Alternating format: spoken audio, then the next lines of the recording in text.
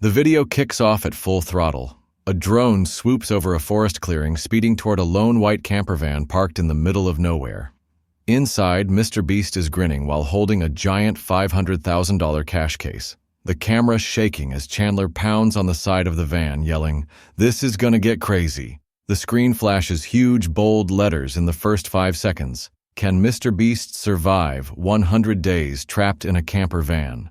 Rapid jump cuts show Carl trying to set up a mini kitchen, Chris duct taping the door shut, and Jimmy stuffing crates of food under the bed.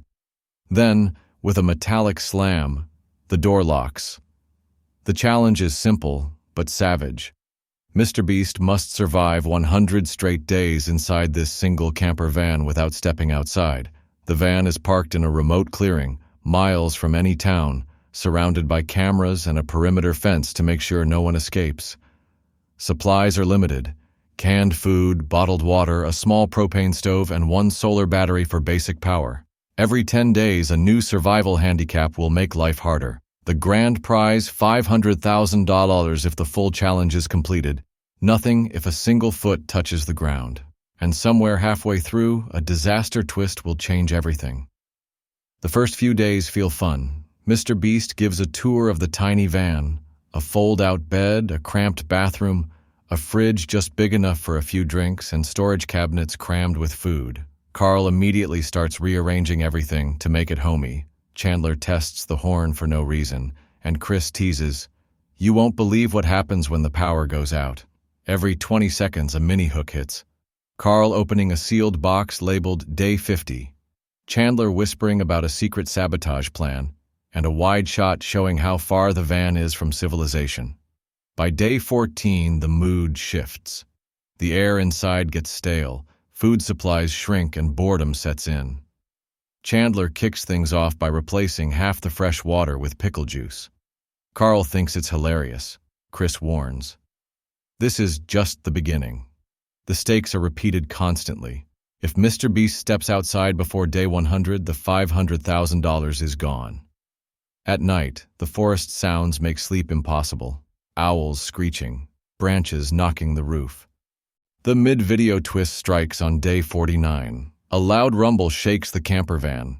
Cameras whip to the window as headlights flood the clearing. A massive tow truck hooks onto the van and starts hauling it away, with MrBeast still inside. The music cuts. Tension spikes. Minutes later, the van is parked in the middle of a windy cliffside overlooking the ocean. Now, the temperature drops at night. Salt spray seeps through the vents, and the constant wind makes the van sway like a boat.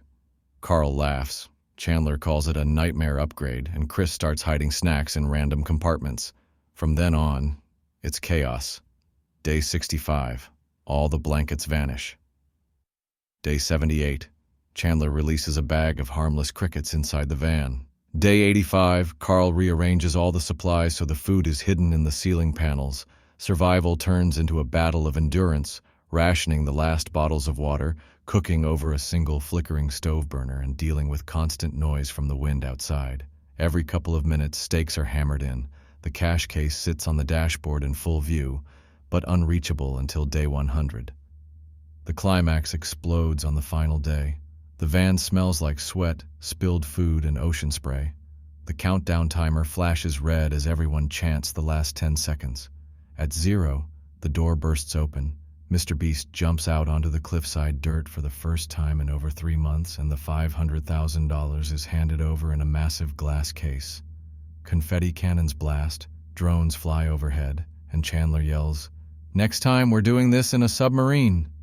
Everyone laughs over the music. The ending is pure binge bait. MrBeast, still holding the prize money, shouts, "If you thought surviving 100 days in a camper van was wild, wait until you see us trapped in a haunted hotel for 50 days straight." A clickable thumbnail pops up as the narrator urges, "Click now before the doors lock."